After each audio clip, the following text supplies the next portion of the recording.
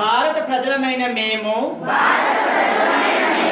భారతదేశాన్ని సర్వసత్తాక సామ్యవాద లౌకిక ప్రజాస్వామ్య గణతంత్ర రాజ్యాంగాన్ని నిర్మించుకోవడానికి పౌరులందరికీ సాంఘిక ఆర్థిక రాజకీయ న్యాయాన్ని ఆలోచన భావ ప్రకటన విశ్వాసం ధర్మం ఆదరణల స్వాతంత్రాన్ని అంతస్తుల్లోనూ అవకాశాల్లోనూ